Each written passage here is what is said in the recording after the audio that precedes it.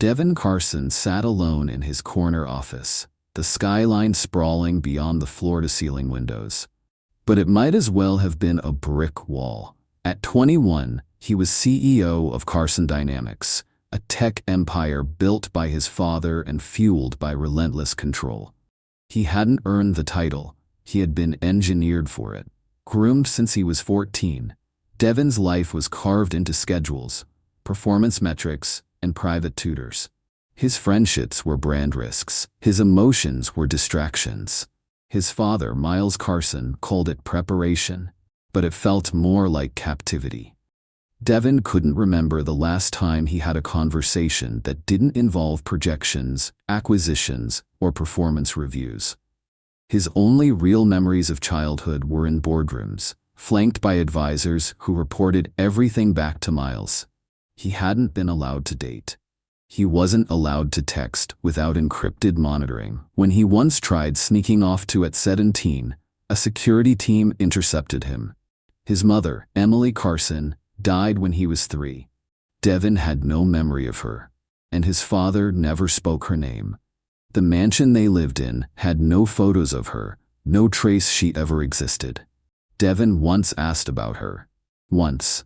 The look on his father's face shut the subject forever. Now, in charge but still not free, Devin drifted through his days with surgical precision, commanding teams and signing deals, while inside he felt hollow. He had never been kissed, never cried in someone's arms, never heard someone say, "I see you."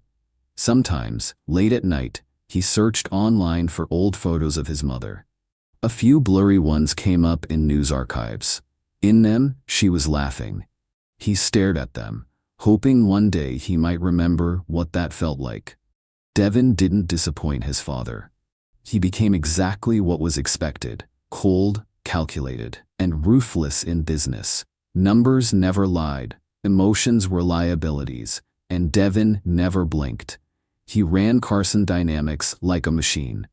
Underneath the suit and steel demeanor, though, was a man who had never lived outside a cage. In social settings, he was a shadow, quiet, stiff, almost robotic. People chalked it up to his cold nature. Nobody ever asked more. One rainy Tuesday afternoon, road construction forced a detour on his usual route back from a meeting.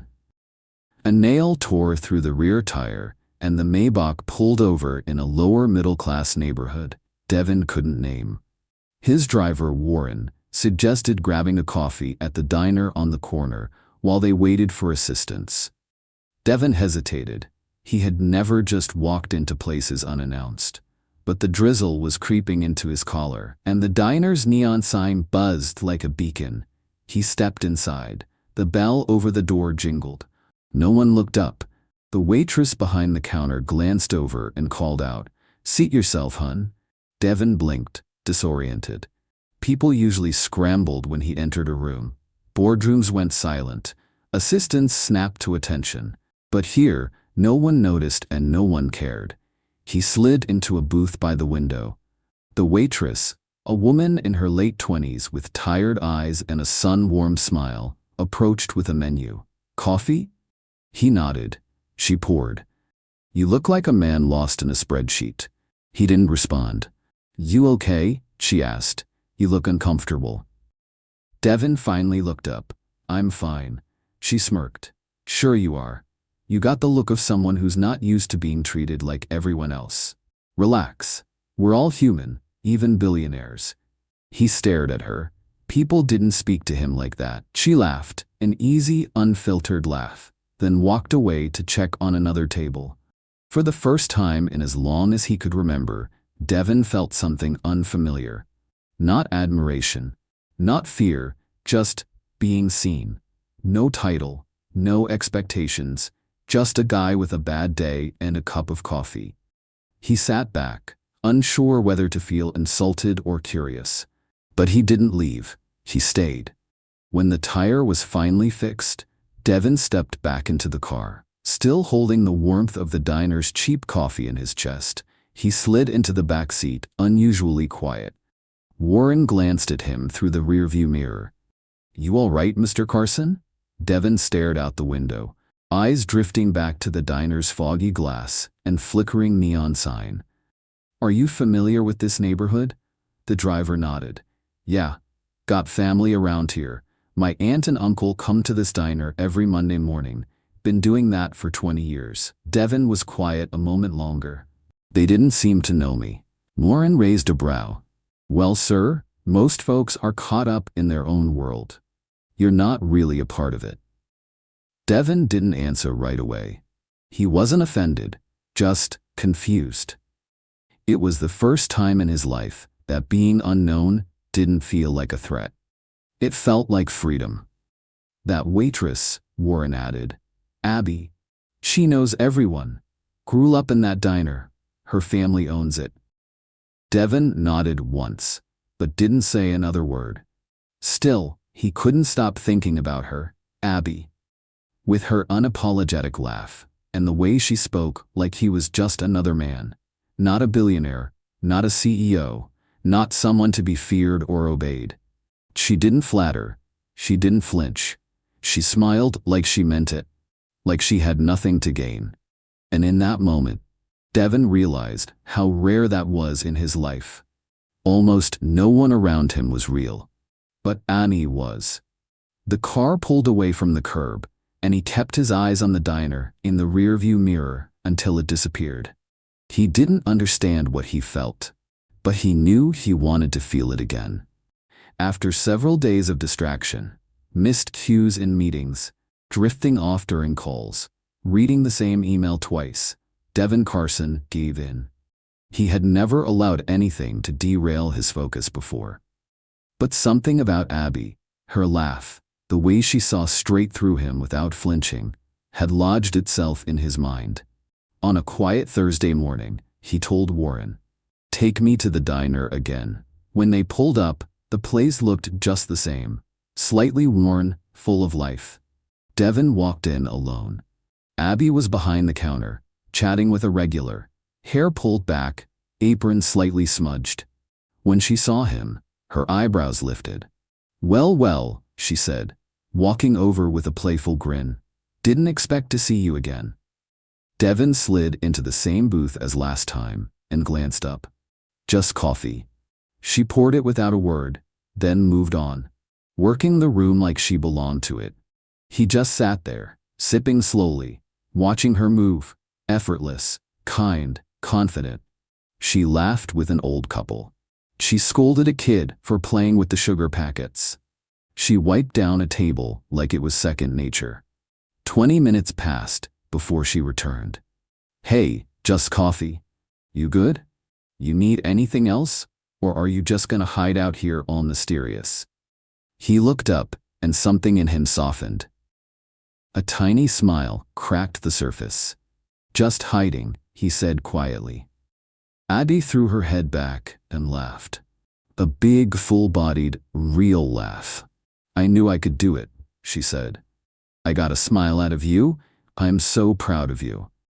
Devin blinked, still getting used to this kind of interaction. "You're proud of me?" he asked, almost amused. "Yeah," she said. "You actually allowed yourself to feel a little joy today. That's a big deal for someone like you." He smiled again, slightly bigger this time. She nodded, satisfied, then turned away to help someone else. After that day, Devin made it a quiet routine. Once a week, early in the morning, no entourage, no meetings booked after. He'd sit in that booth, drink his coffee, and wait for Abby to make him smile. And she always did. Devin showed up at the diner like he always did, quiet, low-key, early enough that the breakfast rush hadn't hit yet. He didn't expect anything different, but this time, after pouring his coffee and checking in on a few tables, Abby slid into the booth across from him. Devin flinched. Abby narrowed her eyes. "Relax," she said. "I'm not going to bite you. I just figured if you're going to keep showing up like clockwork, maybe we should actually talk." He hesitated, then nodded slightly. "Okay, but I don't talk much." She grinned. "Yeah, I figured. You probably just give out orders all day, huh?" That caught him off guard. He looked up, surprised. Abby laughed. "Wow, I read you like a book." It rattled him. How easily she saw through him. Most people couldn't tell what he was thinking. He was trained to be unreadable, unshakable.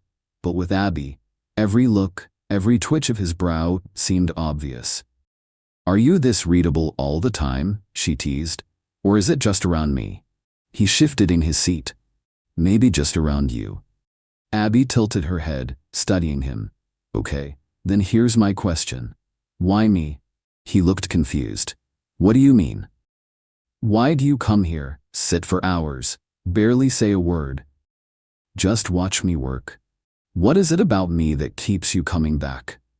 Devin opened his mouth, then closed it. He searched for the right answer, but all he could say was, "I don't know. That's why I keep coming back, hoping to figure it out." Abby smiled gently. "Well, I hope it takes a long time, because I like seeing your cute face around here." His face flushed, hot and red. He wasn't used to compliments, especially not genuine ones. She stood up, winked, and said, "I gotta get back to work, cutie." Devin sat frozen for a moment, then stood abruptly, muttered a polite goodbye, and left. Back in the car, he slid into the seat, still red-faced. Warren glanced at him. "Everything all right?" "She called me cute," Devin muttered. Warren burst out laughing. "Sounds like someone's got a crush on you." Devin didn't respond. He just stared out the window, his chest tight and his mind racing. He didn't have the words for it. But whatever it was, he knew he wanted more. Miles Carson had built an empire by controlling every variable, especially the people closest to him. So when Devin started zoning out in meetings, responding with vague nods and blank stares, Miles didn't confront him. He observed. Quietly, calculated. Then he had Devin followed. It didn't take long to identify the anomaly. A small, worn-down diner in a forgettable part of the city. And a waitress, the one his son kept returning to like clockwork. One morning, Miles walked through the diner's front door in a sharp, tailored suit that instantly clashed with the warmth of the place. He sat at a table in Abby's section without a word. When she approached, pen and notepad in hand, she didn't miss a beat. "So you must be Devin's father," she said, eyes flicking over his expensive watch. Miles raised an eyebrow. "You call him Devin?" She smirked. "That's his name, isn't it?" Miles leaned forward. "Tell me, Miss Abby, why is my son so interested in you?" Abby chuckled. "I couldn't tell you. He barely says more than 10 words at a time. Trying to get him to open up is like dragging a stubborn man to a doctor's appointment." Miles stared at her, unamused. "You're very colorful with your words." She shrugged. "That's what happens when you're raised in a diner. You learn to say what you mean." He paused. "So, what would it take to get you to stop seeing my son?" Abby's posture changed instantly. She put her hands on her hips, her smile gone. "Cut off his feet. He's the one who keeps coming here. If you've got a problem, talk to him, not me. I work 6 days a week, 12 hours a shift. I'm not chasing anyone." Miles stared her down. Then, without a word, he stood and stormed out. Abby shook her head and got back to work. The next morning, Devin was reviewing quarterly reports when the door to his office swung open without a knock. Miles Carson stepped in, expression sharp and eyes filled with something colder than disapproval, control tightening like a noose. "I went to that diner," Miles said, voice calm but cutting. "Saw that girl. Abby, isn't it? She's colorful." Devin didn't respond. "You don't belong in a place like that," Miles continued. "If social media gets wind of it, it'll look sloppy, unprofessional, it'll be messy." Devin looked up slowly. "You had me followed." Miles didn't flinch. "Of course I did. Nothing you do is a secret to me. You're my son. You represent this company. You don't get to wander off and lose focus." "I go there to think," Devin said, jaw tight. "No one bothers me there." "No," Miles snapped, stepping closer. "You go there because of her. You sit in that booth like some confused teenager, You're not focused. Your reports are slipping. Your attention is fractured. That girl is a distraction." Devin's eyes narrowed. "She's a person. She runs a diner," Miles said, voice dripping with contempt. "You run a billion-dollar corporation. Know your place, Devin, because she clearly knows hers." And just like that, Miles turned and stormed out, slamming the office door behind him. Devin sat frozen, his heart pounding, not with shame, not with fear, but with something new: anger. Real, hot, unfamiliar anger. His whole life, Pete followed orders, taken paths laid out by his father's design, been groomed, molded, monitored. Every day of his existence had been accounted for, until Abby. She didn't try to shape him. She didn't expect anything from him. She just saw him. And now his father wanted to erase that, erase her, like everything else human in Devin's life. For the first time, Devin felt something crack inside the perfect shell Miles had built. He wasn't sure where it would lead, but one thing was clear: he wasn't going to stop seeing Abby. Not because it made sense, but because it was the first thing in his life that actually felt real. Later that afternoon, Devin sat in the back of the car, staring out the tinted window, thinking of Abby and his father's harsh words. He finally broke the silence. "Warren, can you ask Abby if she'll meet me? Somewhere private. I know my father went to see her. She probably has questions." Warren gave a slow nod. "I'll ask her." That evening, Warren returned to the diner. Abby was finishing up the dinner shift, wiping down the counter. When he asked if she'd come with him, her eyes narrowed at first, wary, curious. But something in her chest told her to go. She slid into the passenger seat, heart pounding, not knowing where they were headed.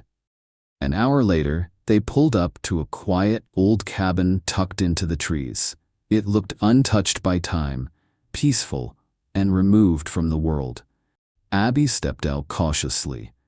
"Where are we?" she asked. "This was Devin's mother's place," Warren said. "He wanted you to see it." Abby walked to the porch. The door was unlocked. Inside it was warm and inviting. Wood-paneled walls, soft lighting. A home that still held memories. A table was set with 2 plates of a home-cooked meal, still warm. A vase of fresh flowers sat in the center. The scent of rosemary and garlic filled the room. But Devin wasn't there yet. She waited. An hour later, he arrived, quietly stepping through the door. His usual guarded expression softer than she'd ever seen it. "I'm sorry I wasn't here when you arrived," he said, looking at her with genuine nervousness. "I needed to make sure no one see us together." Abby folded her arms, her tone firm but not unkind. "You knew your father came to see me here." Devin nodded. "That's why I asked you here. There's a lot I need to explain." Devin looked across the room at Abby, the flickering fireplace reflecting in his tired eyes. He shifted in the chair, struggling to hold her gaze for more than a few seconds at a time. Vulnerability wasn't something he practiced. It wasn't part of any leadership manual or quarterly training session. But tonight he was trying. Not as a CEO, not as Miles Carson's son, just as Devin. "I'm sorry," he said quietly, "for what my father did, for how he treated you. I didn't know he had me followed. I wouldn't have let it happen if I did." Abby nodded, watching him carefully. She could see the sincerity in his eyes, the kind that couldn't be faked. They ate the meal in near silence, not out of discomfort, but because neither of them needed to fill the space. Afterward, Abby sat on the old sofa while Devin took the worn leather chair nearby. The distance between them wasn't just physical. It was the span of 2 very different worlds. Still, Devin leaned forward, trying to bridge it with words. "I have no social skills outside of work," he began. "I can speak to a boardroom, lead a team, make multi-million-dollar decisions. But here, this?" He gestured between them. "Talking like this is hard." He took a breath and let it out slowly. "I'm an only child. My mother died when I was very young, too young to remember her. My father never talked about her. He keeps her photos locked away somewhere. When I was 5, the only nanny who ever showed me real affection was fired. He said she was making me soft. Abby's brow furrowed, her heart tightening. At 14, I was being trained, daily, on business strategy, corporate law, public speaking. I didn't go to school. I had private instructors. No field trips, no recess, no friends. She looked at him, eyes wide. So you've never had friends? Devin shook his head. None. Just teachers, staff, people who were paid to be around me. Abby's voice softened. What about girlfriends? No, he said. Never. Not even close. I was monitored constantly. My father thought relationships were distractions, unnecessary, risky. She leaned forward slightly. And how do you feel when you're around me? He hesitated, eyes searching for words that didn't exist in his usual vocabulary. I don't know how to explain it. It's scary, it's strange, but also exciting and real. I didn't know feelings like this could exist all at once. Abby smiled warmly, her voice gentle. That's called human connection, Devin. He exhaled like the term alone carried weight.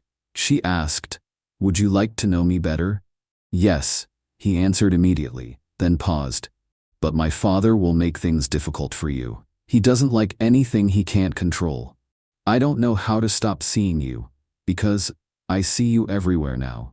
When I close my eyes, when I sit at my desk, you're there. Abby's expression softened, touched by his honesty. Then her face shifted into a frown. The first time I sat across from you, you flinched. Why? Devin looked down, ashamed. Because I thought you were going to touch me. She blinked. Why would that scare you? Because, he said, his voice barely above a whisper, no one touches me. Not ever. In public, people keep their distance. In the office, everything is placed neatly on the desk. No one reaches out. Not even accidentally. Abby stared at him in silence, trying to wrap her mind around a life with no hubs, no comforting hand on the shoulder, no spontaneous touch, nothing. She leaned forward and placed her hand gently on the coffee table between them. You can touch my hand, she said, and tell me what you feel.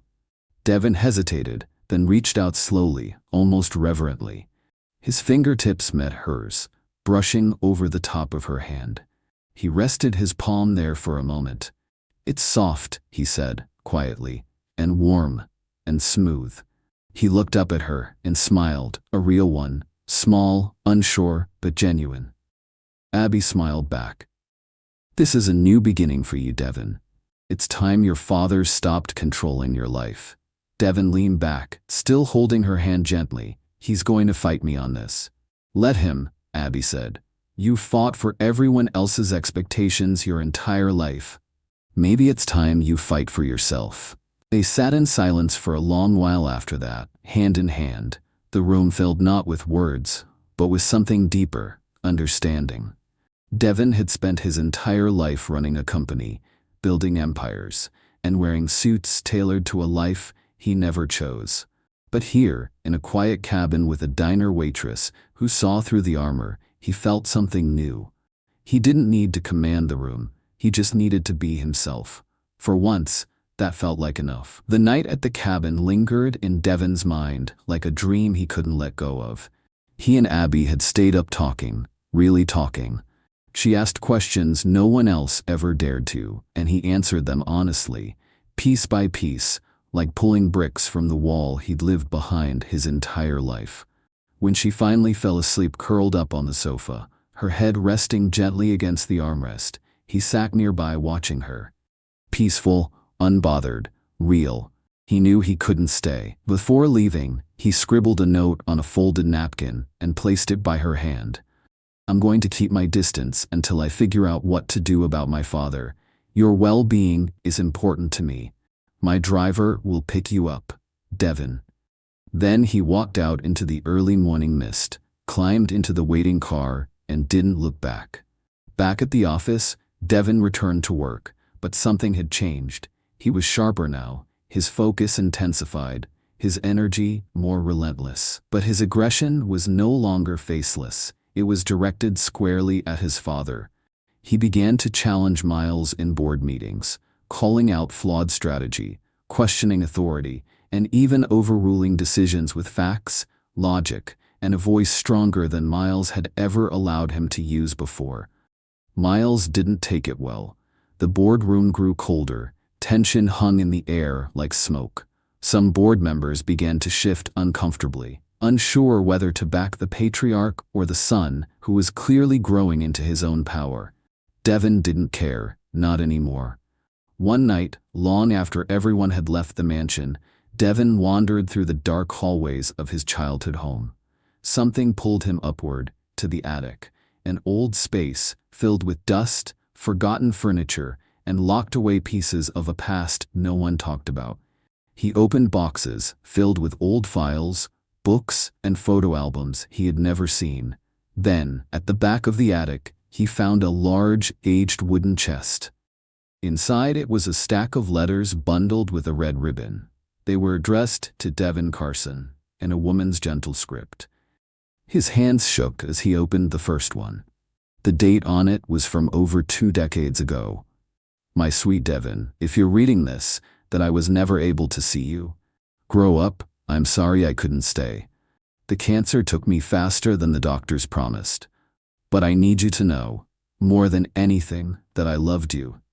Every breath, every moment I had with you was the best part of my life. Letter after letter she told him things he'd never known. Her favorite lullaby she used to hum when he was a baby. How she used to watch him sleep. How she cried quietly at night knowing she wouldn't be there to watch him grow. Then came the one that cracked something deep in him. Your father and I, our marriage was arranged. He doesn't know how to love, Devin. I tried. I really did. But he was always cold, always thinking about legacy and empire. He didn't marry me for companionship. He married me to bear a son. You. But you are not just an heir. You're a heart, a soul, and you deserve to live, not just succeed. When you turn 30, you'll inherit everything I left. My wealth, and with it, controlling shares of Carson Dynamics. Until then, it's protected in a trust. Don't be afraid to live a life that is yours, not his. Don't be afraid to love. That's what he never gave me, and it's what I pray you'll find. If you're reading this and need someone to guide you, please contact Tony Macon, my family's attorney. He will help you. The last line broke him. Don't let your father take you from yourself. Be brave, my beautiful boy. You are not his shadow. With all the love I never got to show. Mom. Devin sat on the attic floor with the letters in his lap, the chest open beside him. He didn't try to stop the tears. They came in heavy silence, falling over the edges of the letters, staining the paper like ink. He had lived his entire life thinking his mother was just a ghost behind locked doors. Nothing more than a photo his father refused to share. But now, here she was, reaching out across decades to remind him who he really was. That night, Devin didn't move from the attic. He stayed there with her letters, the photographs, and the truth. He cried, not just for her, but for the life he lost, the years he couldn't get back, and the love he had been denied. But beneath the grief, something else stirred. Resolve. He wasn't a prisoner anymore. He wasn't just a product of grooming and cold ambition. He was her son, and he had a choice. In the silence, with only the creak of the old house around him, Devin whispered to the air, I'm going to live, Mom. I'm going to love, I promise. He meant it.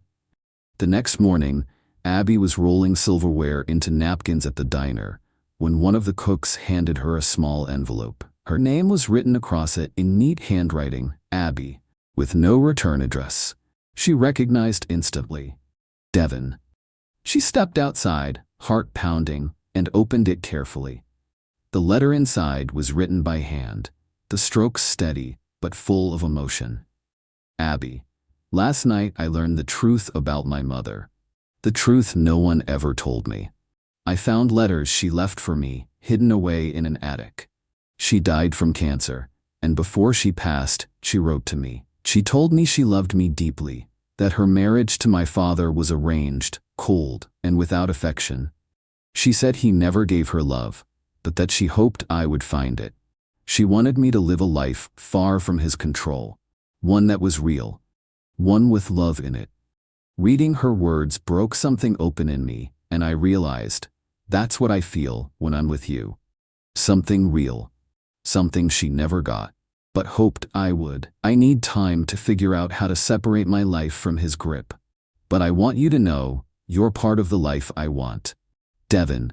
Abby folded the letter slowly, her eyes glistening with unshed tears. She held it to her chest and whispered a prayer, not just for Devin, but for the boy who never knew love, and for the man now searching for it. That same afternoon, Devin met with Tony Macon, the family attorney mentioned in his mother's final letter. They met privately, far from the Carson offices, in a quiet law office with no cameras, no eyes, just truth. For 2 hours, Macon walked him through the fine print of his inheritance. His mother's wealth, combined with her family's shares, made Devin the majority heir to Carson Dynamics. If he married before his 30th birthday, he will receive full access of the company. Devin sat back, stunned. Does my father know about this? Macon nodded solemnly. Yes, it was part of your parents' marriage agreement. I have the original documents. Your father signed them. Your mother insisted on protections for you. Devin's brows furrowed. Did you know about this before? No, Macon said with a deep sigh. Nor did I know how strict things were in your upbringing, but I will say this. If your father failed to disclose these terms, especially as your legal guardian, there's a strong argument that you could claim your inheritance early. Devin stared at the polished table, jaw clenched. Do you think he kept it from me to maintain control? Macon paused before answering. It's a possibility. It would explain a lot. But what puzzles me more is why your mother's family never reached out. Devin blinked. What? Your grandparents, Macon said gently. Your mother's parents. She had 2 siblings as well, an older brother and a younger sister. They're still alive. They live about 2 hours north of the city. Devin sat frozen. I have family? You do. And they've tried over the years, but I suspect your father intercepted anything that came your way. Here's their address. Macon handed him a folded slip of paper. Devin left the office without a word, the weight of everything crashing down on him. His mother's secret, his father's control, a family he never knew existed. He didn't go home. He didn't go to the office. He went to a nearby park, quiet, surrounded by trees, and sat on a bench with the letter from Macon still in his hand. He watched kids run across the grass, parents holding hands, a world full of connection all around him. For so long, he believed he had no choice, that his life was a carved path, a prison of legacy. But now he knew the truth. He had a family. He had options. And maybe, just maybe, he had love waiting on the other side of courage. For the first time in his life, Devin Carson sat still, not as a CEO, not as Miles' son, but as a man asking himself one question. What kind of life do I want to live? And for the first time ever, he wasn't afraid to answer. That evening, as the sun began to dip behind the trees, Abby arrived at the cabin once more after receiving a letter from Devin pleading to meet him. It was quiet, just like the first time. Warm light glowing from inside, a gentle breeze rustling the leaves. She stepped through the door and waited, sensing that something was different this time. Something heavier. Devin arrived 15 minutes later, stepping in with hurried movements, his breath short, his eyes wide. He looked more anxious than she had ever seen him. She stood up.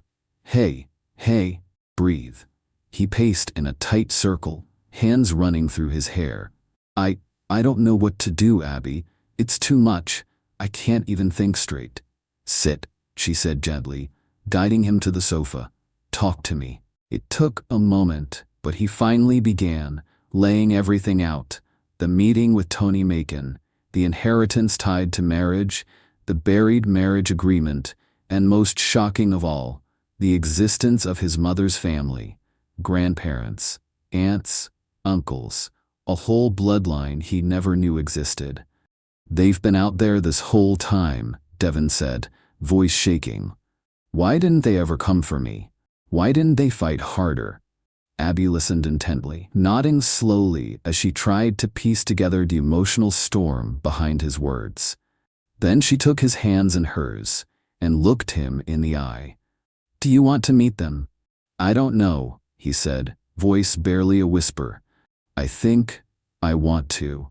But I'm angry, confused. What if they didn't care? What if they gave up?" "That's exactly why you have to go," Abby said. "You deserve answers, Devin, and maybe they do too. Closure can't come from questions you never ask." His hand started to tremble. His breathing picked up. "I don't know if I can handle it." Without a word, Abby pulled him into a firm, grounding embrace. She held him close, his face pressed gently into her shoulder, and said nothing. They sat like that in silence, until his hand stopped shaking and his heartbeat slowed. "You're not alone," she whispered. The next morning, they would drive together to meet the family he never knew. But tonight, she held him through the weight of everything he had been forced to carry alone. And without thinking, he let her. As they pulled up to the quiet country house nestled behind rows of aged oak trees, Devin felt the air tighten in his chest. The driveway was lined with flowers, the porch well kept. The place looked like it belonged to a storybook. Peaceful, safe, and nothing like the cold marble halls he'd grown up in. He stayed frozen in the passenger seat. "I can't do this," he whispered. Abby reached across and took his hand. "Yes, you can. You deserve to know where you come from. You deserve the truth." He swallowed hard, then nodded slowly. They walked to the front door together. When it opened, an older woman stood in the doorway, dressed in soft pastels, her silver hair pulled neatly back. Her breath caught when she saw him. Her eyes searched his face with disbelief. She stepped forward instinctively to touch him, but stopped herself, hand trembling. How did you find us?" she asked gently. "From Mr. Mackin," Devin said, his voice even. She nodded and stepped aside. "Please, come in. Your grandfather will want to meet you." They walked through the house in silence until they reached the library. An older man with deep-set eyes and a book in hand looked up from his reading. He stood slowly, his gaze fixed on Devin. "You look just like your mother," he said, voice rough with emotion. Devin's jaw tightened. "Then why did you abandon me to him? To Miles, my father? Is that what my mother would have wanted?" The couple exchanged a heavy glance before motioning for them to sit. His grandfather's voice was quieter now. "Your father told us that we were harming you. He said our visits caused nightmares, emotional breakdowns. He gave us medical reports, doctors saying we were triggering your trauma, that we were making your healing worse."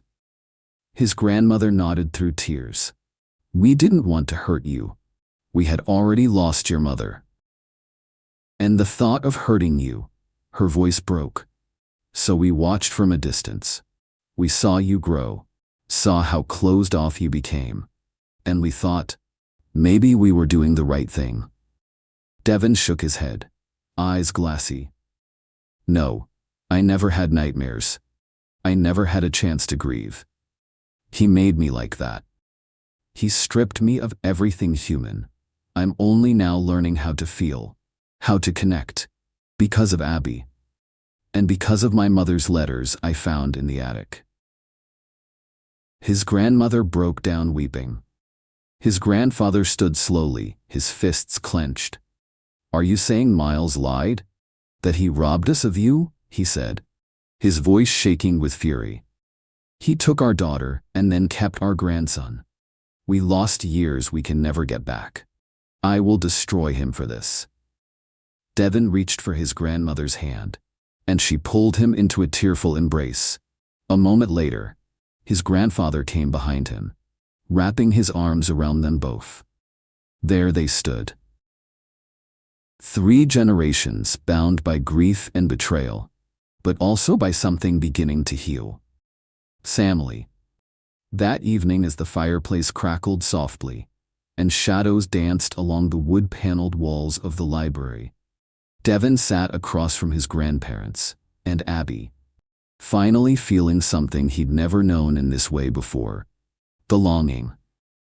He took his time recounting everything he'd discovered, from the letters in the attic to the meeting with Attorney Macon and the shock of learning about his inheritance, which had been kept from him for so long.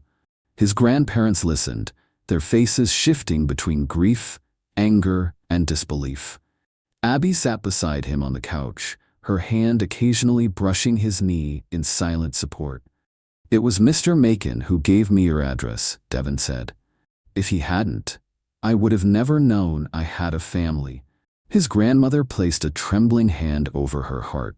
"We thought you'd forgotten us, that he erased us." "No," Devin said softly. "He just kept me in a world where I couldn't question anything." Abby looked at him, her brow furrowed with a question that had been hanging in the air since they arrived. "What are you going to do about your father?" Devin took a breath. "I'm going to fight for my inheritance. He's held too much power for too long, but I can't take him down alone." Then he turned to face her, eyes locked with hers. "I need your help." She leaned in slightly, curious. "Okay, what is it?" Devin swallowed, heart pounding. "Abby, will you marry me?" The room fell silent, her eyebrows lifted in disbelief. "Are you serious?" "Devin, that's crazy, and kind of strange." "I know how it sounds," he said quickly, "but if I'm married before I turn 30, I get full control of my mother's inheritance, including the majority shares. That would force my father to step down, legally." Abby stared at him. "You think he's just going to step down? No way. Miles Carson doesn't back off without a war." Devin's grandfather cleared his throat. "Actually, Abby, marrying Devin is in your best interest too." She blinked. "How?" "Because Miles is going to retaliate. If you're with Devin, publicly and legally, you'll be protected. Devin's backing and the family trust can secure your diner, your life. He can protect you with our name." "I don't want his money," Abby said sharply. "No," the old man agreed. "But without it, you could lose everything if Miles sets his sights on you. You see what he's capable of doing. Do you really think he'll stop now?" Abby leaned back in the couch, quiet for a long moment. Then a smile slowly pulled at her lips. "Yeah, I do kinda want to get back at him for threatening me." Devin laughed, surprised and genuinely warmed by her fire. "So, how long would we have to stay married?" she asked, half playful, half serious. "Well," Devin said, suddenly sheepish, "that's up to us. Technically, the contract doesn't dictate a timeline. But I'm not looking for a loophole, Abby. I'm not trying to use you." She looked at him, sensing the sincerity under his nervousness. "I want something real," he continued. "And I don't know what that looks like yet. But I think you could teach me. About connection. About being human."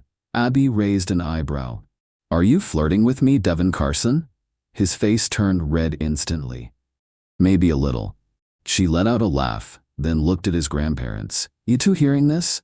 The boy who used to talk in 5-word sentences is flirting." His grandfather chuckled. "Your influence is working already." Devin rubbed the back of his neck. "I'm serious, Abby. I know this is sudden and I won't pressure you. But if there's even a small part of you that thinks this could be something, I want to try. Not just for the company. For us." Abby looked at him for a long moment. "Okay," she said at last. "Okay," he repeated, stunned. She smirked. "Yeah, let's do it. Let's take down your father and see what happens." He grinned, the tension in his shoulders releasing all at once. "I don't know what this is going to look like." "Neither do I," she said, "but I like the sound of teaching you how to be human." And for the first time in his life, Devin Carson didn't feel alone in the fight. He felt like he had a partner. And maybe, just maybe, a chance at something real. As the evening air settled in around the old family estate, a stillness came over the room. Devin's confession, Abby's bold acceptance, and the plan to marry in secret had drawn his grandparents closer than ever. There was pride in their eyes, mixed with the kind of sorrow that only came from years lost to silence and control. But also, there was hope. Devin's grandmother stood slowly from her armchair, her hands slightly trembling. She looked down at her left hand, then began to twist the gold band from her finger.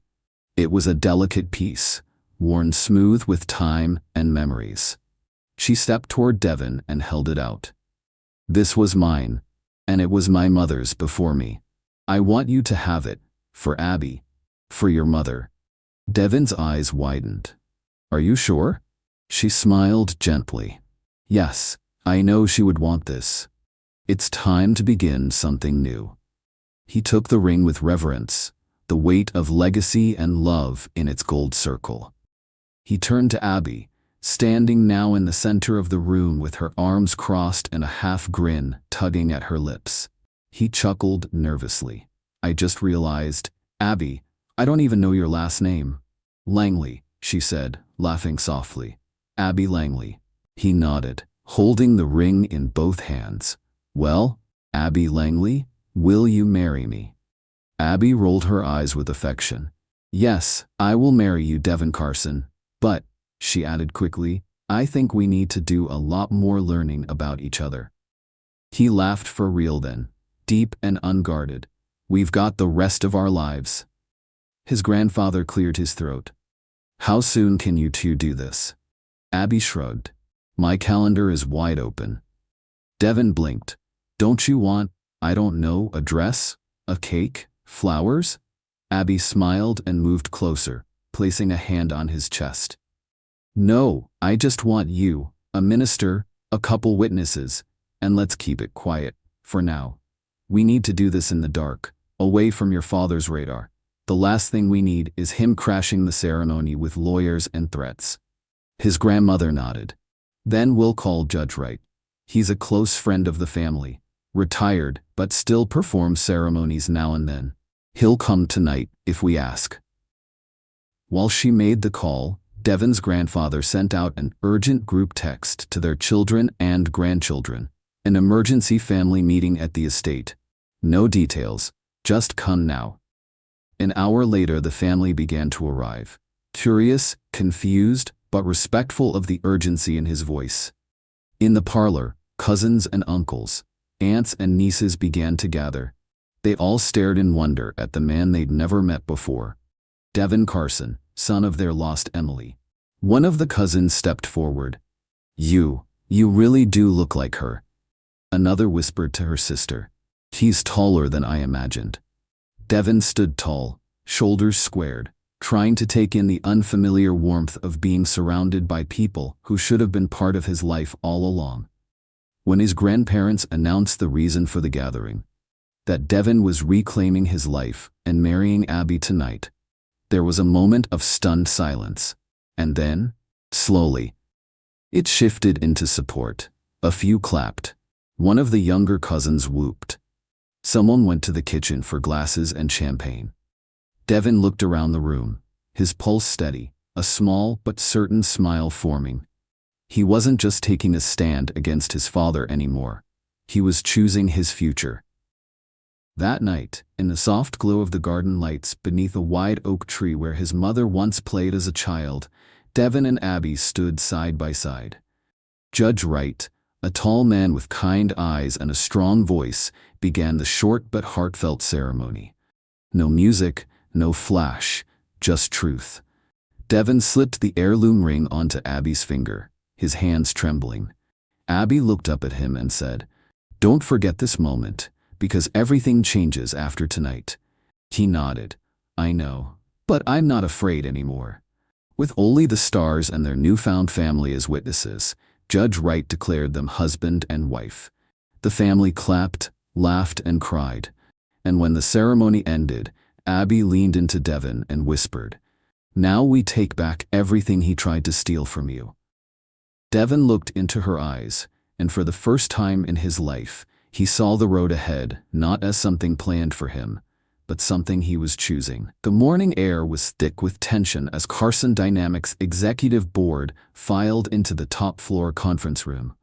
Most had no idea why an emergency meeting had been called, but whispers of internal power shifts and rumors of Devin Carson asserting authority had started to circulate. At precisely 9 a.m., the double doors opened. Devin walked in with deliberate calm, his posture firm, his expression unreadable. But what drew everyone's attention wasn't just Devin, it was the woman walking beside him, Abby. She wasn't in a designer suit or dripping in status symbols like the wives of most board members. She wore a simple dress, her posture proud, her presence grounding. She took a seat next to Devin at the head of the long, polished table. Trailing behind them was attorney Tony Macon, carrying a slim briefcase and a small folder marked with a gold seal. Devin scanned the room, noting the stiff backs, raised eyebrows, and a few uncertain expressions. Then he locked eyes with his father, Miles Carson, seated at the far end of the table like a king guarding his throne. Miles's jaw was tight. His fingers tapped against the wood, restrained but ready to pounce. Devin began, his voice steady and direct. "Thank you all for coming on short notice. I've called this emergency meeting to inform you of several significant changes within Carson Dynamics. Beginning with my personal life, there were a few murmurs around the table. As of last night, I'm officially married. My wife, Abby Carson, is seated beside me. She will be receiving 20% of my holdings in the company, effective immediately." Miles shot to his feet. 20%? That leaves you with nearly nothing." Devin turned to face him without blinking. "No, it doesn't. According to my mother's inheritance structure, outlined in legal documents I recently obtained, I will receive 60% of Carson Dynamics. That includes your portion, as stipulated in the marriage agreement you signed before I was born." The room erupted into gasps. Some leaned forward, others went pale. Miles' face turned red. "You can't do that. I built this company. I made you." At that moment, the conference doors opened again. Devin's grandparents stepped into the room, followed by a few other members of his mother's family. Uncles, aunts, cousins. They walked in with quiet confidence, stopping just behind Devin and Abby. Attorney Macon stood and opened his folder. According to the legal agreement signed between Mr. and Mrs. Carson over 25 years ago, and confirmed in both notarized documentation and Emily Carson's letters, her son is entitled to a controlling interest in Carson Dynamics, if married before his 30th birthday. That condition has now been met. Miles' fury boiled over. "You manipulative little," he shouted, slamming a fist against the table. "You brought these people in here to humiliate me? You planted this marriage, this waitress, into my company?" Security was already moving toward him. "If you threaten anyone else in this room," Devin said coldly, "you'll be removed. That includes my family." "I am your family," Miles barked. Devin stood slowly. "No, you're a tyrant, and I'm done being your puppet." Security flanked Miles. "Sir, you'll need to leave." "You think you've won?" Miles snarled, eyes darting from Devin to Abby. "You have no idea what I can do." Macon spoke calmly. "Mr. Carson, you are being asked to vacate the premises as a security precaution. Any further attempts to interfere with your son's legal control will be addressed in court." Miles looked around the room, but found no allies. His influence had withered. The empire he ruled with fear now answered to someone else. Security escorted him out. The door shut behind him like a gavel falling. Devin looked around the room, his voice calm but ice cold. "For the rest of you, we will reconvene tomorrow at 10 a.m. to address any questions, restructuring concerns, and updated leadership protocols. However, I want to be clear." He scanned the faces, locking eyes with each person. "If your loyalty lies with Miles Carson and not with this company, if you believe in fear over integrity, You may want to consider submitting your resignation today. Anyone caught undermining me, my wife, or my family will face severe consequences. That's not a threat, it's a guarantee." The room was dead silent. Meeting adjourned. He turned, took Abby's hand, and walked out without another word. That afternoon, Devin returned to the family estate. His grandparents were waiting, with warm embraces and tears in their eyes. Cousins came over with food. An aunt brought old photo albums of Emily's childhood. Stories were shared, laughter returned. Even Abby, usually so tough and composed, was pulled into the fold with genuine affection. For the first time in his life, Devin Carson didn't feel like he was floating through a life scripted by someone else. He felt anchored. Later that evening, as the sun dipped below the hills, Devin sat on the porch with Abby curled up beside him. "I thought today would feel like war," he said quietly. "It kind of did," she replied with a smirk. "But you won." He looked at her, eyes soft. "No, we won." She rested her head against his shoulder. "So what now?" Devin thought for a moment, then smiled. "Now, we rebuild, on our terms." Miles Carson wasted no time launching a full-scale attack the moment he was ousted. With his influence shaken and his pride shattered, he did what he'd always done. He came after Abby's diner. Legal complaints, zoning issues, surprise inspections. He tried to suffocate her business under red tape and fines, hoping to force her to fold or walk away from Devin. But Abby wasn't alone anymore. And this time, she wasn't the one standing on the battlefield. Devin stood in front of her.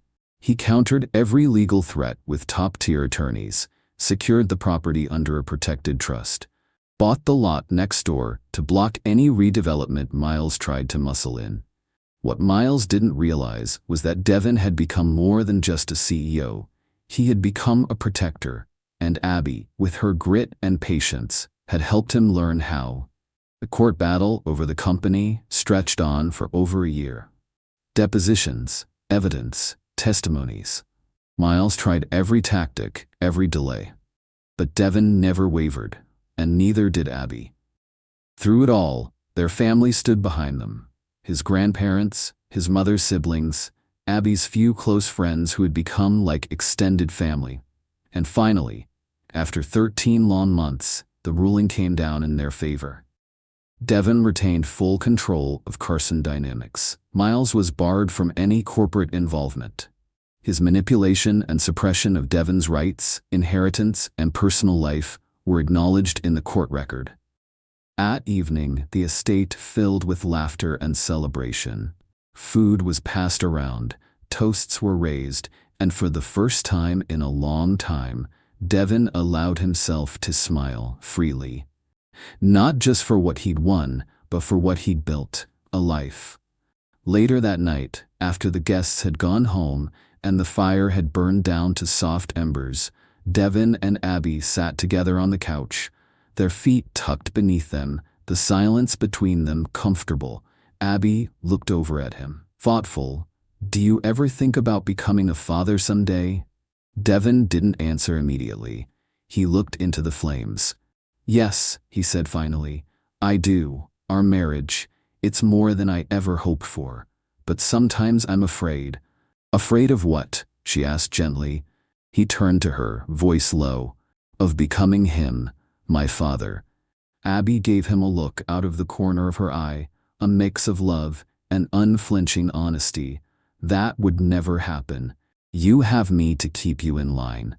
He laughed softly, pulling her hand into his. "Yeah, you're right. You always are." She leaned her head on his shoulder. "So maybe when the time's right, we can think about it." "Well," she paused, straightening up. "It's a little late for thinking about it." He blinked, confused. "What do you mean?" Abby smiled slowly, her eyes shining. "You've got about 7 months to get yourself together." Devin stared at her. "Wait. You're saying?" She nodded. He stood suddenly, took a few steps away, and turned toward the window. I can't.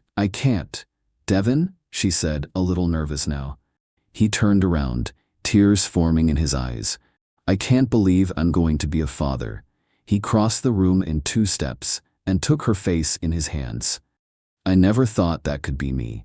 I never thought I'd be worthy of this kind of life. You are, she said. You always were. You just had to believe it. He wrapped his arms around her and held her tightly, like she was the only thing tethering him to the ground. I love you, he whispered. And now, we're creating something new. I'm complete. They stood like that for a long time, husband and wife, protector and partner, and now, mother and father in the making. From cold boardrooms and lonely skyscrapers to family dinners and baby plans, Devin Carson had finally found something his father never could understand: love built from truth, a future chosen, not inherited. And in that quiet room, wrapped in each other's arms, he knew his story was just beginning.